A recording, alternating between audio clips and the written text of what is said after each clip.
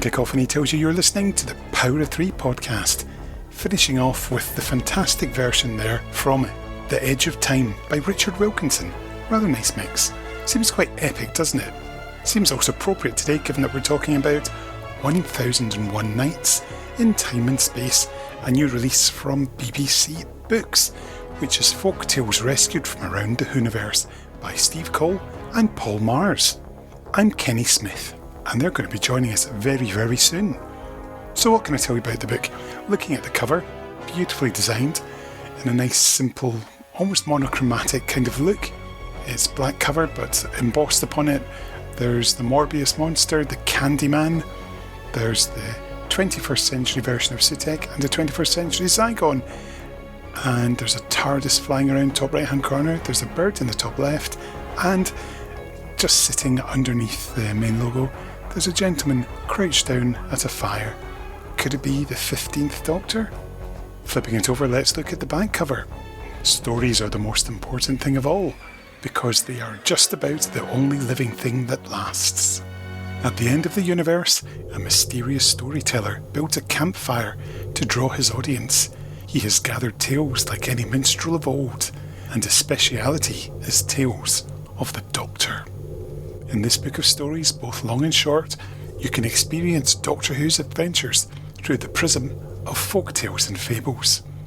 Retold from unusual perspectives, 1001 Nights in Time and Space is a bubbling mix of heroes and villains, soldiers and monsters, princesses, goblins, demons, tricksters, computers, ghosts and gods from all across the universe, taking inspiration from the entire 60 plus years lifespan of Doctor Who. And it has been written by Steve Cole and Paul Magrs. But before we bring you an interview with them, let's hear an excerpt from the audiobook version. The Storyteller's Arrival. On an empty planet in a desolate corner of the universe, there was a desert of dusty jewels. A bony old horse called Chuzzlewit pulled a squeaking, ramshackle wooden cart, slowly but quite surely. Multicoloured crystals crunched under the wheels, and the cart rocked gently side to side, trying to find the carriageways that crisscrossed this once busy world. Guiding the horse and the carriage was an old man in a tattered velvet coat. He was worn thin, with a silver moustache, and on his shoulder sat an irritable inky black raven called Evermore. Together they inched through the devastation. It was hard to imagine what this landscape used to be, a glorious city of glass and steel, or meadows of jewel-bright flowers. Now it was all just the same for miles and miles, chunks of crystal and powdery sand. The old man and his two friends pulled towards the horizon, even though it looked as if there were no places left for them to visit. Once upon another time, the old man had been a storyteller of sorts, travelling the many worlds, drawing curious minds into his caravan filled with exotic books. Now the carriage was empty, apart from one single volume. "I've had a look in that last book," cackled Evermore. "I can hardly make head nor tail of it. It's all in different languages, and it's been written by 100 different hands." "It doesn't matter," said the storyteller mildly. "So, even if we ever meet anyone again on this road, that book will never mean anything to them. They'll never be able to read it." The old man shrugged. "We'll see." He was used to the raven's endless naysaying. They had been companions for a very long time. Sometimes I think you don't want this library to continue evermore, said Chuzzlewit. You put such a downer on things. Don't you want our master to get his stories out there? The raven sneered. I don't think it matters, to be honest. Who cares about stories? I care, said the horse wheezily. The storyteller and I both care. Look at this place, the raven cried in exasperation. He flapped his dusty wings and a couple of feathers dropped off him. It's desolate and lifeless. It needs so much more. Water, fire, people, energy. All the things that life requires. Stories are just a luxury on top of that. Who cares about stories when there isn't anything else? The storyteller shook his head at his squabbling friends. When there's nothing else left in the world, that's when we need the stories most of all. Sentimental old fool, the raven said. Chuzzlewit gasped. Oh, don't you say that. We would both be skeletons, lying by the roadside, without this kind old man in our lives. Speak for yourself, snickered the raven. But he knew the old nag was right.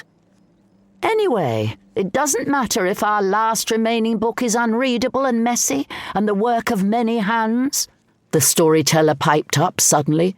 Do you know why? The raven sighed. No, tell us, old man. Why is that? The storyteller smiled craftily. Because all the stories that ever there were are all inside my head. The horse cried out. Hurrah! The raven said, Rubbish! Or words to that effect. It's true, the old man beamed. I have memorized all the best ones, the most important ones. Or the ones, shall I say, that I liked the most. The raven wasn't impressed. And what use is that? What help is that going to be to anyone? The old man didn't reply, for he had wearied of arguing with the shabby and ill-tempered bird by now. On went their journey through the dusty, trackless wastes. Time and space were great dissemblers these days. Since the crashing wave of death had surged through all creation, it had levelled and destroyed until even the dust and dark had been robbed of meaning. Huge thanks to BBC Audiobooks for that preview, and it's available now for £12.99 as a digital download from all good digital audiobook places. So, we've teased them enough. Let's speak with the authors. Hello, I'm Steve Cole. I'm one half of the writing team behind 1001 Nights in Time and Space for Doctor Who. Oh, hello, I'm Paul Mars, and I'm the other person who wrote 1001 Nights in Doctor Who. In Doctor Who. Yeah. The invisible enemy. Somewhere. The enemy within. Much more appropriate. So, how did this one begin? Because obviously you guys have been friends since the 1990s when, Steve, you were editing the books. Yeah, we've known each other for a long time, and the only thing we've collaborated on like short stories and things, but in terms of Doctor Who stuff, I think the Wormery is the thing that we did together, and that goes back to, when was that? 2001, 2000, wasn't it? 2002. Yeah. Okay, I think we wrote it in 2002, and Yeah. it came out in 2003, and Albert de Petrillo, the publishing director at BBC Books, wanted to do a what he called a Grimm's Fairy Tales Doctor Who title, and I was aware that there'd been a kind of a Doctor Who fairy tale title a few years previously, edited by Justin Richards, and wanted to do something different with it. I came up with the title of Grim Possible Tales or something stupid, but I thought I need to bring in Paul on this, because Paul is like, not only lives and breathes stories, he is a story, a fantastic story. And I thought he will just get this straight away. So literally, I just emailed Paul and said, "Hi, yeah, can you look at this sort of like back of a fact packet sketch of what this book could be?" And Paul transformed that into this lovely, well fleshed out concept that was incredibly exciting and got us all giggly and raring to go. It must have been quite exciting for you, Paul, to be sort of thought of for something like this, an exciting, different kind of project. Oh yeah, I mean, I just sit by the phone most of my life, waiting, waiting for this stuff, and it never rings. And so when I do get an email saying, "Do you want to do this?" But especially with somebody I've known for so long, and it's almost 30 years since I was writing letters to um, BBC Books when they wrenched the license off Virgin so cruelly. We didn't wrench anything. The license expired, it wasn't renewed. And all that stuff. And I saw it as a chance to, because I'd been publishing and wanted to do a Doctor Who book, and I ended up in that world and having great fun, and we became pals. And the Wormery was the only thing in 2002 that we did. I guess through tag team emails, wasn't it? That's how we worked. Yeah, it was back and forth. It was. We'd write a few scenes and then give it to the other, who would write a few scenes and then hand it back. Yeah, and I hadn't done much collaborative work, I don't think, at that point. And it's interesting how it does work, that when you start to just peter out slightly, you can just give it to the other person, and they're raring to go. It's a relay race. Yeah. And so I was waiting by the phone to get to get commission this time last year, and weirdly, I had a whole bunch of commissions at that point in the year, which rarely happens. And so it was like finding these weeks we can do this, and it was this point last year. It was this point in autumn, which is the perfect time wasn't it? doing it, or maybe slightly earlier. But it was that before autumn turns horrible and wet and mulchy. It was the nice, sparkly part of autumn. Yeah, you did a lot of your stories first, didn't you? Ahead of me. I think I got carried away. I mean, I did get carried away when you came and said it's this fairy tale thing, and then the idea of creating an overarching frame for these characters sitting around the campfire, and then the idea of telling stories that would lead to other stories and then go back to the campfire, in the way that the Arabian Nights works, which is something I've always been obsessed with. Going back to my first Doctor Who book for Steve the Scarlet Empress, which was when I was most obsessed with that kind of nested storytelling, something that I've always loved. And I think when you squint at Doctor Who and take a few steps backwards, that's what it is. It works like those kind of not just the Arabian Nights, but the kind of 18th century Gothic retellings of fairy tales in the Arabian Nights, where people constructed these stories within stories that led on forever. And I think that is what Doctor Who kind of is. It's a massive storybook. And so the chance of doing that in storybook form with one of your mates was completely irresistible. And I did jump on doing those stories as fast as I could, because they were there, they were bubbling up. And the idea of taking lesser known characters or weird oblique angles or turning things upside down and subverting them and messing about with continuity is it's always fun, isn't it? Yes, and when you can address it within the text itself as well. So you have characters commenting saying, well, actually, it wasn't quite like that, was it? So I love that playful tone. And I love the way you, it's not like an exercise in nostalgia or anything. It took its overarching story from what's happening in Empire of Death on the telly. In Shooter's last episode of Series 1, where worlds are going out and stories are the only thing that endure. When I was, Paul came up with this idea, and it just, and suddenly something feels so immediately right, because I was thinking, God, of course, even if Sutekh destroyed everything in the universe, he would know the story of that destruction. You cannot get away from the story. It's always there. It's always recorded. And So everything that happens is so malleable because it can be turned into someone's impression of what happened.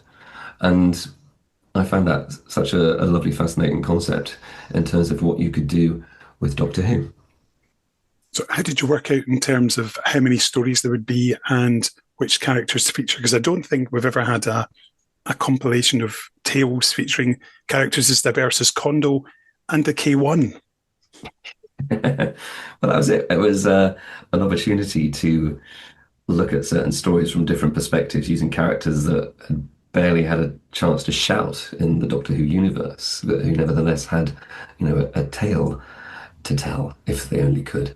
And I think we just didn't we, Paul? We emailed each other saying which stories would you like to do. Yeah, it was lists, wasn't it? Yeah, we made a list. I guess lists and arithmetic were the next part of the job. Once you've got this is the ideal setup, and we didn't know if we'd even get away with it. The idea of having this outrageous frame for it, but then you turn to lists and arithmetic, the kind of nuts and bolts of it, which is, I'll do this many words, you do this many words. This is how we'll divide this up, and here's a list of ideal stories. And I thought I was choosing obscure things, but then Steve started choosing his, and he got really, really obscure, like really obscure. It was when the Web Planet story, which I've just had the audiobook this week for the first time and listened to most of it, and I think especially the Web Planet story you did really comes up wonderfully, and it's heartbreaking. And I love the idea of taking characters who get this tiny moment on screen, and it's the kind of attention that only completely bonkers fans have. That what happened to that character standing in the background? Why are they doing that now? And you start inventing the story for yourself, and suddenly you had a space for that, for this particular character in the Web Planet, and I find that very moving. It was funny, wasn't it? Yeah. But then every time I've watched the Web Planet, I've always felt very sad for Nemini. I mean, she essentially sticks her head in a puddle of acid to save people. It's like it's a sacrifice. You've got this ridiculous thing hopping around. Always makes you think of those anoraks with the mittens on a string through the sleeves. It makes you think of one of them when she's hopping about the place, grunting away. But I've always loved the dialogue they have. It's like we must make mouths in the wall so they speak light. This odd poetic language for these little devolved grubs living underground. So yeah, I think some of it is taking stuff like that. Why I wrote the story about the Vizians on that little sidestep in Dalek's master plan, I don't know. And started thinking about how would invisible creatures kind of find each other and have relationships and fall in love. Would they what we go? It shows where my mind was at the time.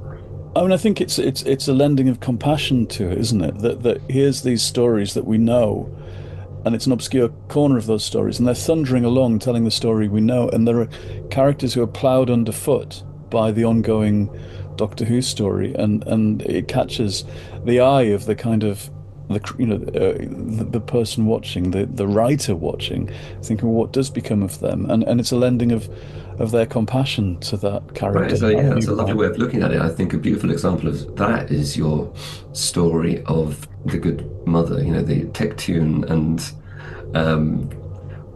who is, you can see is a reviled figure, but you got to tell it from her point of view, and she's sort of like, it made me feel like it's like a little confessional. It kind of like was somewhere, it felt like EastEnders in the best possible way.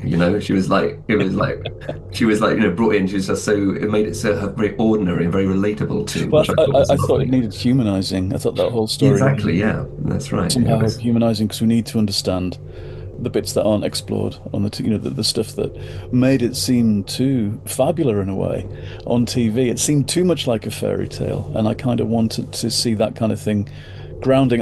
Maybe that's part of the impulse of this kind of book, that you take things that are too fairy tale-ish and ground them in real characters, and you take the real characters and make them more fabulous. So they meet somewhere in the middle. Yeah, that middle ground, that liminal space around the campfire where they're kind of conjured, and you have that moment when you see, like, almost see the ghosts of all these characters in the stories sitting around joining them because they've been made real by the telling of the stories. That was a lovely thing. And what was lovely about the book was that, Paul and I met in the middle very much with it as well, literally, really, in terms of Paul starts off the linking story, and then we sort of keep returning to it. And I think the sort of latter half is slightly more me writing those bits. So it's, again, taking. I remember you were a bit shocked, weren't you, when I suddenly vanished the horse? Yeah. And you were like, yeah. what's this? What's happened to Chuzzlewit? It is shocking though when you're working on something together and you start disappearing people. Yeah. And I was like, it's always going to come back. I didn't know that. Yeah, you didn't know that, exactly. But there's a kind of utopian thing about it, isn't it? Because it's, these are the conversations that are only internal when you're writing something by yourself. Yeah, that's true. And then and it surprised me listening to the audiobook how political it is, and writing it this time last year with in the background of everything that was going on last year. Yeah. And that politics, that kind of distrust of authoritarian figures, of oppressive regimes, of characters, which is always the meat and potatoes of Doctor Who anyway, isn't it? But for some reason our characters are very, very caught up in it and talking about it all the time in places I didn't even... the robot story has that stuff going on. Of course it does. Yes, because the original does as well. But also, the Meep story is a good example of how unusual this book is, or at least how the process was perhaps so unusual, because Paul said, why don't we do the Meep as Trump coming back for a second term? And so he entirely suggested and informed the idea, and I just went away and wrote it, and it just felt like the two of us just come up with this little thing.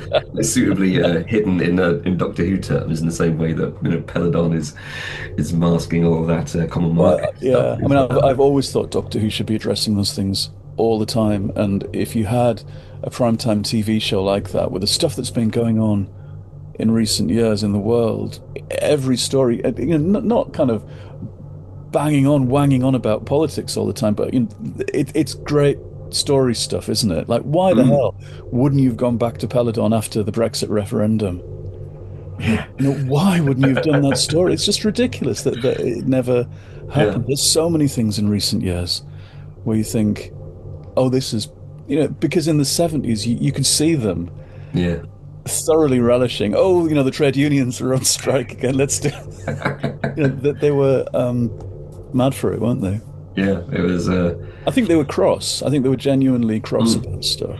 But also, from watching widely around that time as well, it's like the level of political comment is also in, like, Bruce Forsyth's jokes in the Generation Game. It's in Basil Brush's jokes in the Basil Brush show, and then you've got it in Doctor Who kind of dressed up in sci-fi terms. But there is this kind of this suffusing of entertainment with this quite hardish political comment, which you would never get on TV now. It's all trying to be entertainment and removing yourself and trying to make people forget about the problems. Well, we're living in kind of 1950s America, aren't we? It's a time of sloganeering and everything being a bit glossy, really, yes, and propaganda-y. And actually, I mean, it's interesting, Big Brother was that for years and years, but you watch it now and they're like, oh God, how soon can we start talking about politics? When they'd never talk about it in the past. And some of the politics is really dodgy. But there's, these young people are straight onto how much they hate that person over there, or, disagree with that person there. And they're talking about politics all the time. And that's interesting. So maybe reality shows have become the place. Yes, entertainment is only entertaining, and reality is right. Yeah, I don't know what the answer is to all of that, but I think, we need more argy-bargy in the actual drama. Would the book be different if you're writing it now, given what's transpired over the past 12 months, if you were to start it from today? Yeah, but that's always going to be true, I think. Don't you think, Steve? Yeah, I do. It'd be lovely to do another volume of this, to reflect not just the times, but also because there's so many corners of Doctor Who we haven't kind of poked around in. Yeah. There's so many stories we wanted to do, but we're limited by how long the book had to be. And also trying to be fair across different eras. We wanted to sample things from different, like all the eras we could. Exactly, yeah. So I think pretty much everyone's included, aren't they? Pretty much everyone. I think so. I think we get most. But I found Steve had to tell me off because I would gravitate to not just the mid-70s. It was to Terrance Dicks and to Robert Holmes, and I managed to get away with doing quite a few of their stories. But I think it's because their stories bounce. You know, it's like if you bounce them off the floor and all the bits fall off, all the extraneous bits, the story still comes back to you and it's still whole and it's still bouncy. And I think with a lot of stories by other people, you try and bounce them and they just fall flat. You know, all the extraneous bits fall off and it doesn't come back. And that's something about legends, I think, about even if you take away the kind of extra stuff, it's still a whole entire story, because that's what people like Terrance Dicks were absolutely programmed to do, that stories that just work from beginning to end and aren't overly fussy, you know, and aren't distorted somehow by, you know, they're playing by rules that are kind of older than they are. So I was always looking for stories that would bounce nicely, and that really it's not about eras, it's about writers and how they pay attention, I guess, to the rules. Do you have a favourite that each other wrote? I do, yes. But then I'll say all of them. That's but no, my special favourites are the giant robot story, which also has my favourite illustrations in as well. I just think there's something very, very beautiful about the robot sitting like a schoolboy, being with Sarah, and then doing his little rampage thing, which is lovely. But that's a beautiful little story, and yeah, the timeless child mother story, I think, is really beautiful as well. But so I think in terms of the more moving ones, those are mine. But I also love the ones that kind of that dip into multiple stories, exploring themes. That's really nice. I loved Steve's Nemone story. I love the Web Planet story. I think it's the kind of story, I think it's what we aimed at, that gets richer the more you read it and realise the kind of levels of oddness to it. And I think we did strive after that kind of feeling, because so much is just throwaway, and that's what people expect tie-in books to be. And of course, to us growing up, they never were. You read them again and again and again. So I think we both feel it beholden on us to put those levels of richness into them. And I think that kind of thing really, really has it. And it's just nice to watch Steve write stuff that has that kind of slowness, I guess. I'm so used to Steve kind of rattling, taking us into adventures where you never stop. You're just running the whole time, which is why, Steve, I always think of your kind of you doing those Tennant stories, you know, especially around 2007, 2008, where you kind of seem to embody that whole series to me. And it was just like you were just running the whole time. It just exhausted me. Exactly. Well, now I'm like, Tennant's second time round as the 14th Doctor. It's like, it doesn't stop running and now he's too exhausted. So you're going to have to sort of stop a bit and regenerate. Or bi-generate. That'd be even better. I think my favourite story that I wrote in it is the Professor Clegg and Planet of the Spiders story. Yeah. Because that was, which is really just looking at the kind of the Buddhist stuff in that story. But I always think, it's extraordinary the raw deal that character gets. He's literally brought in, and the Doctor like eggs him on, kills him, and then kind of like just moves on with everything. It made me. I watched it again recently in the light of you writing that, and it's got one of my favourite things in ever, and it's Sergeant Benton coming in and saying, "Doing a spot of hairdressing, Doctor." Yeah, which is an ad lib. That's John Levine's ad lib. That is.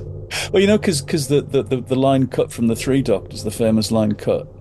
And it's, the famous Dandy and a Clown, you're my successors. Apparently they wrote, you're my successors, a clown. I can't even say it. A clown and a hairdresser.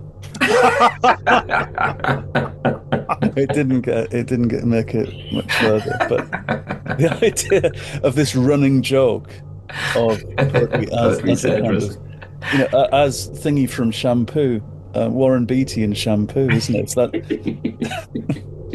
Mr. Teasy Weasy of the 70s.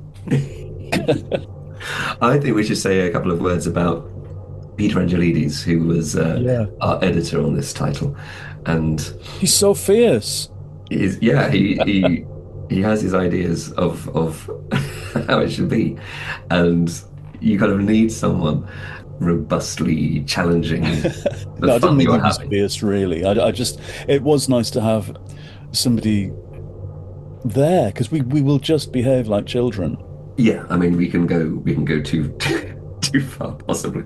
So because Peter's obviously got as a writer himself, and so he kind of comes at it, understands the story ideas, and also takes that overview of how it forms. And he was, massively encouraging as well. Yeah, it was really supportive. He's been a really real to champion. push things further sometimes. Yeah, which was lovely, and I think that's why I was very keen that he should have an actual proper edited by credit, because it felt like it was really deserved. And yeah, it was nice for us to have, because the way we'd work it would be that we'd write it, Paul would give his first draft to me, and I would make some comments, or I would give my first draft to him, and Paul would make some comments, and then when we were happy, we'd give it to Peter, who would go through and make some comments that back to both of us, and whoever had done the main amount of writing would then do the corrections or the rewrites and submit it again to the group. So we had this lovely. It was like a little production line in the best possible way. Brains trust. Yeah, it was just like coming this way and that, and it seems wasteful to have it just on one book, really, doesn't it? Because it was so fast as well. Yeah, it was like very accurate. Yeah, we didn't have that much time, I think, by the time we actually got going on it. And then I had to go to Shanghai in the middle of the whole thing. So I was writing a lot of my stories in Shanghai in this hotel room. That's right. Having to get on a email service in Geneva because the authorities shut down my email. So I had to go through UNIT. Yeah, essentially. I was going to thank God for Geneva. I think we were channeling a little bit of Lethbridge Stewart there. So yeah, but it feels like it was a story taking place within the wider stories of what all of us were doing. So it was a really, really good fun thing to do. And you were both very encouraging to me when I kind of said I'd been drawing the whole time, because my drawings were happening at the same time as I was writing, going back to doing the robot one first. And it was just natural for me that I would draw them and then know what the dynamic was or what the story was. And when it was kind of talked about as an illustrated book, I just, with Peter and Steve's kind of enthusiasm behind me, I kind of suggested myself and suggested these pictures. Well, you're a professionally published illustrator, aren't you? Fantastic. You've had your books of illustration published and bestsellers, so yeah, it was like an asset for the title. But it still feels very bold. And do you know how I blame Peter Haining. Do you remember when they did the Celebration book in 1983, and they said next year? Yep, Key to Time.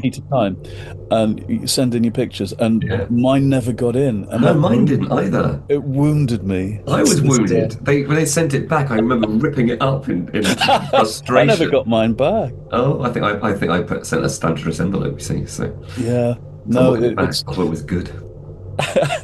I wasn't that wounded, but I was. Ripped it up. That's so funny. I take it you never bought the book in the end then, Steve? You didn't get it? I did buy it, yeah. No, I enjoyed it very much. And I love the kind of slightly twisted nature of some of the illustrations, and it is, again, that idea of here's somebody's take on stories we thought we knew, and it's the way they are refracted through somebody else's imagination, and that's always fascinated me. And that's very much the feeling I want to give these pictures. Yeah. But yeah, it still felt, even having done those books of illustrations before with HarperCollins and stuff, it still felt like a bold thing to say, right, I want to do the whole lot. Yeah, it's very unusual for Doctor Who to have something that's so idiosyncratic in a way in terms of Well, it really is, because visual presentation. things have become quite standardized. And that I always think that's a shame. I love looking back on the early targets and the interior illustrations there looking, or in fact, the most idiosyncratic thing in the world are the annuals. I love Yes. that world. Oh, Because completely. that speaks to me of all kinds of things. I was never, people laugh about the annual illustrations, but I just always thought they were wonderful. Oh, they are wonderful. I mean, where else can you find like a severed hand being pecked by a small bird than in the 1977 Doctor Who? I was just sitting there as one random thing in this montage of oddness. I mean, I found it absolutely fascinating. And Yeah. they just bring me back to my teenage years because that's when I collected all the ones I didn't have, and I was just obsessed. I remember I could. I still go around saying Eden is lost every second of our lives from some Troughton annual, which that was the last line, this devastating final line. What are these kids making of this when they get it in their stock and they're reading Eden is lost every second of our lives? Well, I mean, I wrote the book about the annuals that I did about 10 years ago. Yeah. Looking at them in order, there is a separate shadow story, quite different to the TV. And it's always about exploring a bigger universe and a stranger universe. And there's the Troughton era ones end with going into a galaxy that they'd never heard of before, and that's the last you see of him. And the same with the Tom Baker things. I thought they were just wonderful. And I've never had any trouble thinking of these things as being in separate continuities. I think comics, books, TV, they're all different Doctors. Marvel Comics people never had that problem of slotting them all together. They didn't even feel tempted, I don't think. And so I was always happy for the universe to be kind of wider. Do you remember the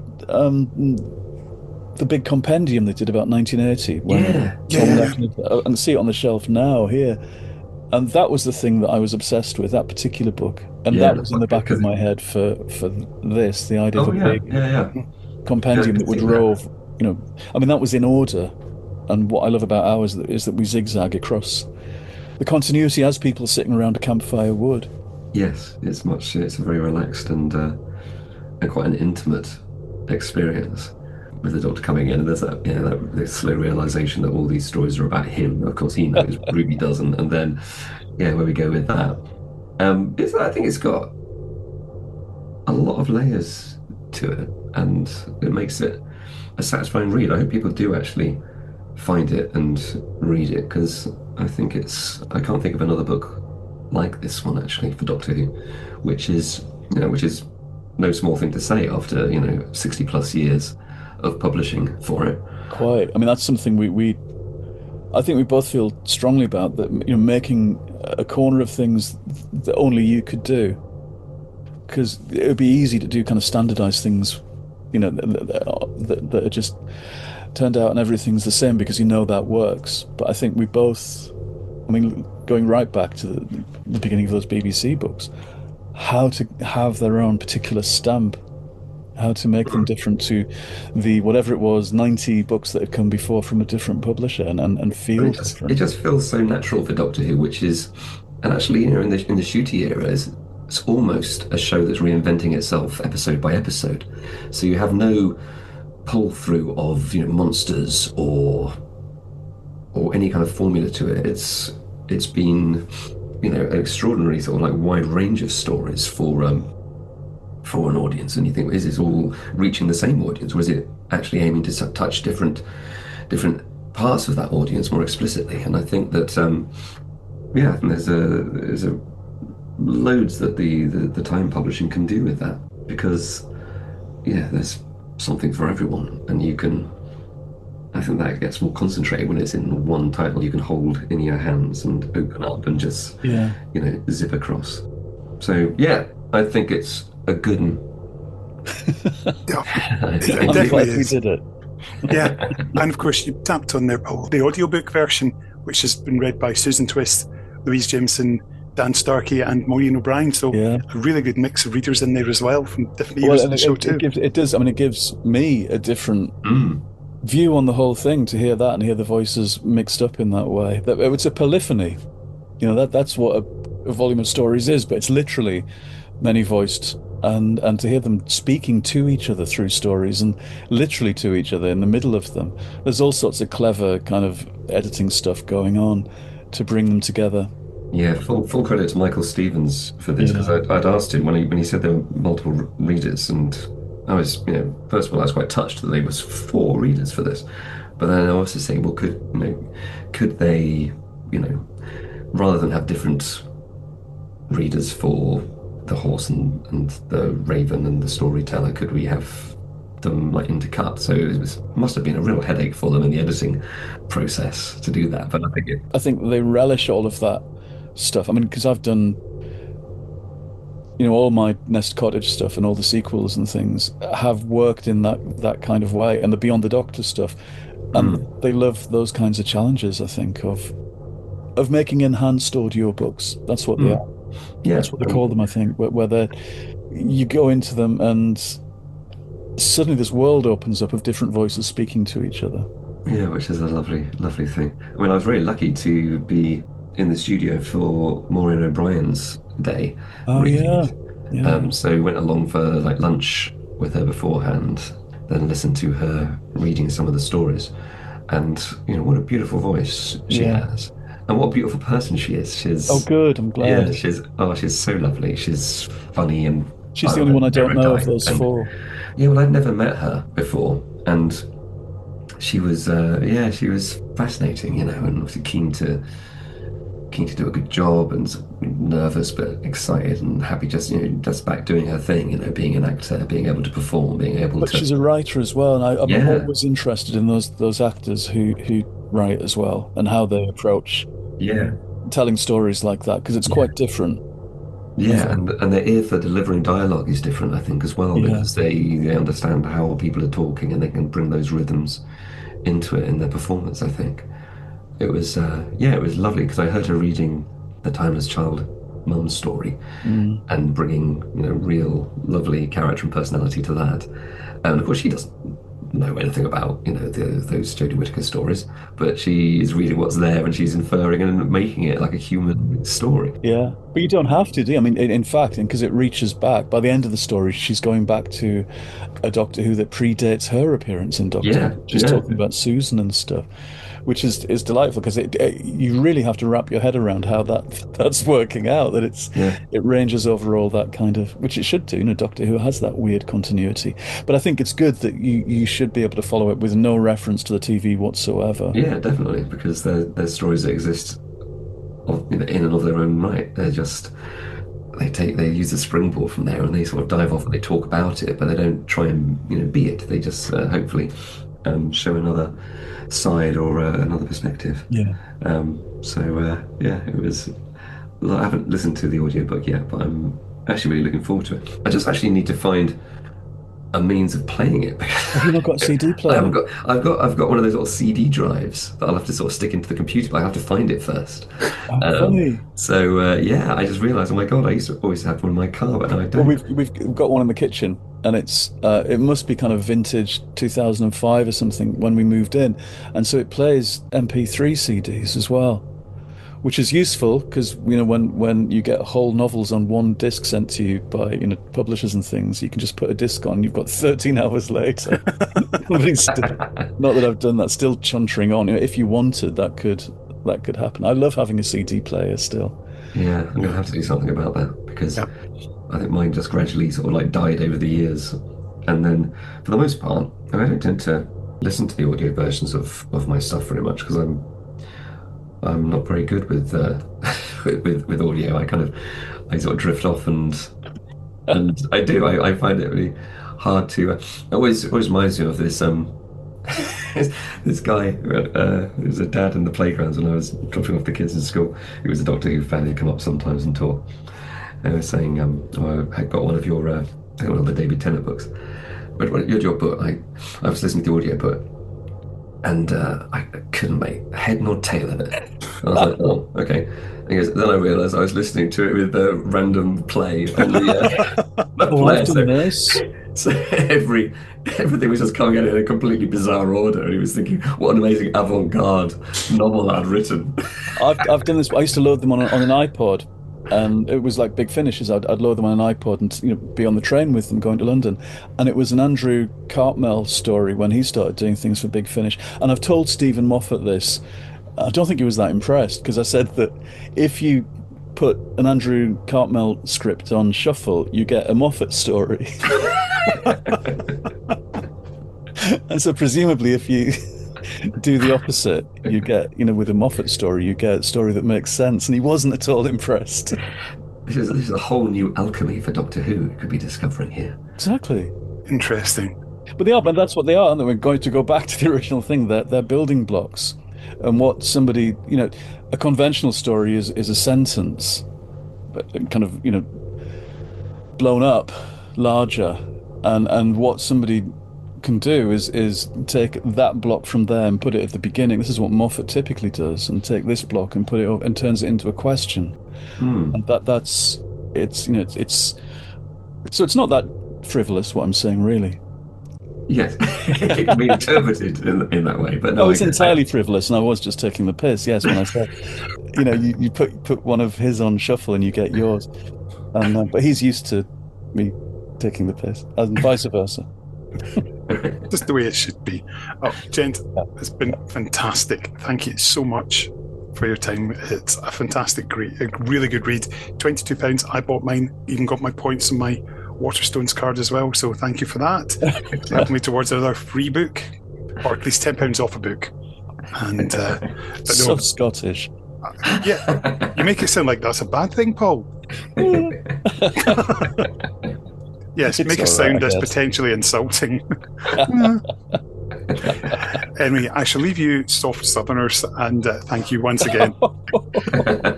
You can't, I suppose, to you, Paul is a Southerner. But yeah, and I feel I am living in Manchester. It still feels south to me.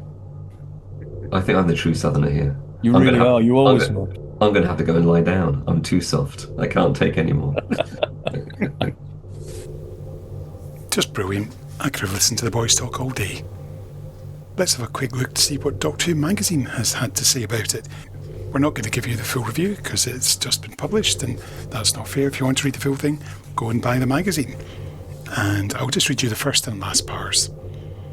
Subtitled Folk Tales Rescued from Around the Whoniverse, this charming collection of short stories taps into the vast canon of Doctor Who lore, sometimes in delightfully unusual and unexpected ways. It's a book about the magic of stories themselves and the infinite possibilities contained within a never-ending story that began over 60 years ago. Doctor Who is a malleable myth and legend handed down through generations. A prettily illustrated labour of love concocted by two devoted fans, 1001 Nights in Time and Space, is an enjoyable addition to Doctor Who's rich tapestry of fiction. And where else are you going to find a short story about Herbert Clegg, the doomed mind reader from Planet of the Spiders? And that review was written by Paul Whitelaw. If you've enjoyed today's Power of 3, remember to follow us on social media. We're at Power of 3 Pod on Twitter, and that's 3 with a number 3. We're on Facebook, where we've got a group, and we're also on Blue Sky, where we're at Finished Zine. Now, time is running out, and of course, several of the stories featured in this book took place in London. And given that this is 1001 Nights, can you see where I'm going? No? Let's go for London Boys' 1989 hit, London Nights. Until next time, I've been Kenny Smith. Bye-bye.